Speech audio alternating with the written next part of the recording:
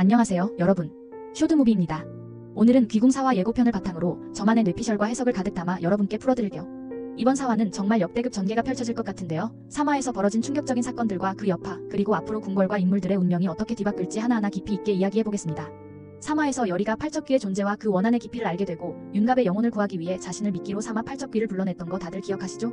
팔척귀가 원자의 몸에 빙이 되어 궁궐을 뒤흔들었는데 결국 여리의 부름에 이끌려 산중에서 두 존재가 마주하게 됐습니다. 이 과정에서 수살귀의 비극적인 사연도 밝혀지고 궁궐 내부의 긴장감이 최고조에 달했죠. 그런데 4화 예고편을 보면 이 모든 게 시작에 불과했다는 걸 알 수 있습니다. 가장 먼저 시선을 사로잡는 건 팔척귀가 원자에게서 빠져나와 왕 이정에게 옮겨가는 장면이에요. 이건 정말 이 드라마의 판도를 송두리째 흔드는 대사건이죠. 원자를 통해 궁궐을 혼란에 빠뜨렸던 팔척귀가 이제는 왕실의 중심이자 권력의 정점인 왕 이정의 몸을 차지하게 된 겁니다. 왕 이정은 평소 강인하고 냉철한 군주로 그려졌는데 팔척귀가 들어가면서 점점 이성을 잃고 광기에 휩싸이게 돼요. 왕의 권위와 팔척귀의 사악함이 결합되면 궁궐은 그야말로 두려움과 혼돈의 공간으로 변할 수밖에 없습니다. 신하들은 물론 대비와 왕실 가족들까지 누구도 안심할 수 없는 위기가 시작된 거죠. 김지훈 배우가 보여줄 광기 어린 왕의 연기, 그리고 팔척귀의 사악함이 어떻게 어우러질지 정말 기대가 큽니다. 이제 궁궐 내부의 권력 구조도 완전히 흔들릴 수밖에 없어요. 대비와 신하들은 왕을 구하려 애쓰겠지만 팔척귀의 힘 앞에서는 속수무책일 수밖에 없죠. 특히 팔척귀는 단순한 귀신이 아니라 왕가의 깊은 원한을 품은 존재라 왕실의 오래된 죄와 비밀, 그리고 저주가 한꺼번에 터져나올 가능성이 높아요. 궁궐 안에서는 점점 더 기이한 현상들이 벌어지고 왕실 사람들은 서로를 의심하며 극도의 불안에 빠지게 될 겁니다. 왕 이정이 팔척귀의 힘에 잠식되면서 점점 더 잔인하고 예측 불가능한 행동을 하게 되고 신하들은 왕의 명령을 따르면서도 속으로는 두려움과 의심에 사로잡히게 되죠. 이런 분위기 속에서 대비와 곽상충, 그리고 각 세력들은 자신만의 생존 전략을 세우기 시작할 거예요. 여기서 윤갑과 강철, 그리고 여리의 감정선이 한층 더 복잡해집니다. 윤갑의 몸에는 이무기 강철이 들어와 있지만 윤갑의 영혼이 완전히 사라진 건 아니에요. 강철은 윤갑의 몸을 빌려 살아가고 있지만 윤갑의 기억과 감정, 그리고 여리에 대한 애틋함이 여전히 남아있어서 가끔씩 강철의 내면을 뒤흔듭니다.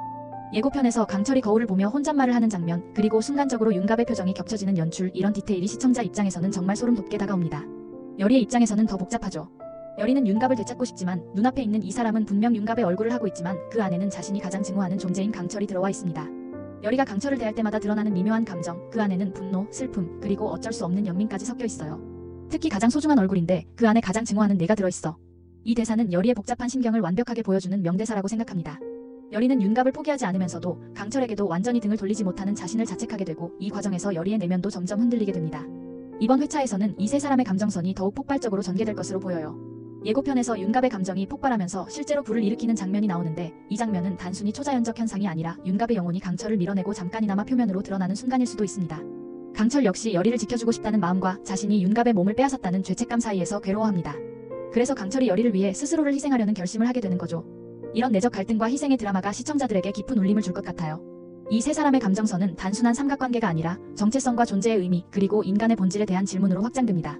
윤갑은 자신의 몸을 되찾고 싶지만 강철의 존재를 완전히 부정하지도 못하고 강철은 자신이 인간이 될 수 있을지, 그리고 여리 곁에 남아도 되는지 끊임없이 고민합니다.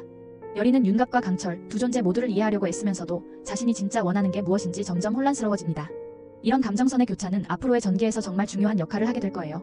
여리가 두 존재 중 누구를 선택할지, 혹은 둘 다 포기하고 자신의 길을 가게 될지, 이 결정이 궁궐의 운명과 팔척귀의 저주, 그리고 왕실의 미래까지 좌우할 수 있습니다.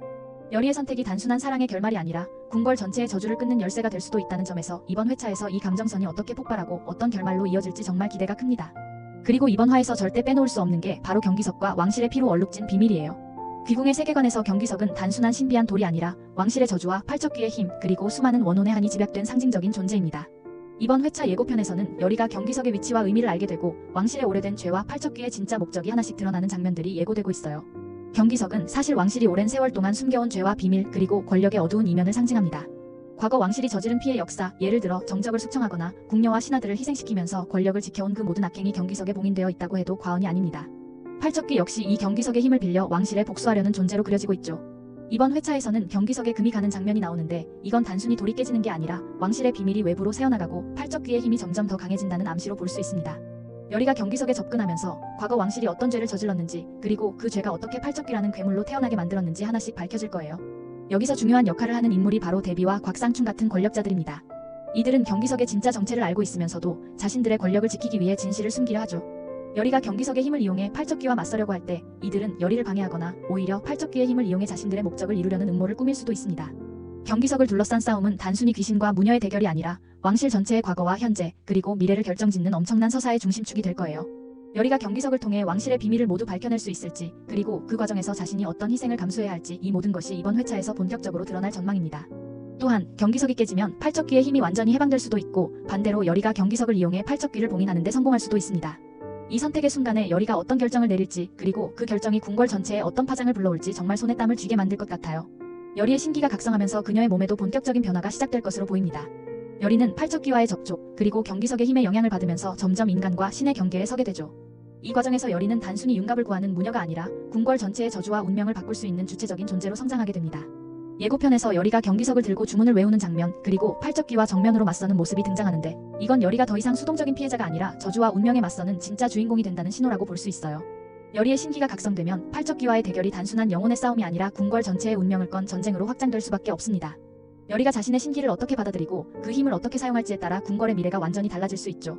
여기서 중요한 역할을 하는 조력자들도 있습니다. 수살귀는 영인대군의 비극과 연결되어 있고, 열이와의 거래를 통해 팔척귀와 맞설 실마리를 제공합니다. 수살귀가 열이에게 팔척귀의 약점이나 저주를 풀 수 있는 결정적인 단서를 제공할 가능성도 높아 보여요. 또 맹인 판수 풍산 역시 열이와 함께 팔척귀의 흔적을 쫓으며 궁궐에 숨겨진 공간이나 비밀 의식을 밝혀내는 데 큰 역할을 할 것 같습니다. 풍산은 눈이 멀었지만 귀신을 보는 능력을 가진 인물로 팔척귀의 봉인을 둘러싼 비밀을 푸는 데 중요한 역할을 하게 될 거예요. 이처럼 각 인물의 과거와 욕망, 그리고 팔척귀와의 연결고리가 하나씩 드러나면서 이번 회차는 단순한 귀신 퇴치가 아니라 인간과 신, 과거와 현재가 얽힌 복합적인 서사로 확장될 것입니다. 마지막으로 이번 회차에서 절대 놓치면 안 되는 관전 포인트는 곽상충의 음모와 인간의 욕망이 만들어내는 새로운 위기입니다. 궁궐 안에서는 팔척귀라는 초자연적 존재뿐 아니라 인간의 욕망과 권력 다툼이라는 또 다른 적과도 싸워야 하는 상황이 펼쳐지고 있어요. 곽상충은 열이를 궁에서 쫓아내거나 제거하려는 음모를 꾸미고 있습니다. 열이가 팔척귀의 비밀에 접근할수록 곽상충은 자신의 계획이 무너질까 두려워 더 극단적인 선택을 하게 됩니다. 열이와 강철, 그리고 궁궐 사람들은 팔척귀라는 초자연적 존재뿐 아니라 인간의 욕망과 권력 다툼이라는 또 다른 적과도 싸워야 하는 상황에 놓이게 됩니다. 곽상충은 단순한 악역이 아니라 자신의 권력을 지키기 위해서라면 어떤 희생도 감수할 수 있는 냉정한 인물입니다. 열이가 경기석의 힘을 이용해 팔척귀와 맞서려고 할 때 곽상충은 오히려 열이를 함정에 빠뜨리거나 팔척귀의 힘을 이용해 자신의 목적을 이루려는 음모를 꾸밀 수도 있습니다. 곽상충의 욕망이 단순히 개인적인 권력욕에 그치지 않고 왕실 전체의 운명과도 맞물려 있다는 점이 이번 회차에서 더욱 부각될 것 같아요. 곽상충의 행동 하나하나가 궁궐 전체를 파멸로 이끌 수도 있고, 반대로 열이와 조력자들이 힘을 합쳐 그의 음모를 막아낸다면 저주를 끊고 새로운 질서를 만들 수도 있습니다. 또한 곽상충의 음모가 드러나면서 왕실 내부의 갈등과 배신, 그리고 인간의 본질적인 욕망이 얼마나 무서운 결과를 불러올 수 있는지도 이번 회차에서 본격적으로 다뤄질 것 같아요. 인간의 욕망과 저주, 그리고 사랑과 희생이 어떻게 얽혀 궁궐의 운명을 바꿀지, 곽상충의 음모가 어떤 결말을 맞게 될지 꼭 지켜봐주세요. 정리하자면 이번 회차에서는 팔척귀의 새로운 숙주가 된 왕 이정과 궁궐 전체를 뒤흔드는 저주의 본격화, 윤갑과 강철, 열이의 감정선과 정체성의 갈등, 경기석과 왕실의 피로 얼룩진 비밀의 실체, 열이의 신기 각성과 몸의 변화, 그리고 수살귀와 풍산 등 조력자들의 활약, 곽상충의 음모와 인간의 욕망이 만들어내는 새로운 위기까지, 이렇게 5가지 큰 줄기가 본격적으로 펼쳐질 전망입니다. 다음 회차에서는 과연 열이는 팔척귀의 저주를 끊고 윤갑의 영혼을 되찾을 수 있을지, 그리고 궁궐의 운명은 어떻게 바뀔지 함께 지켜봐주세요.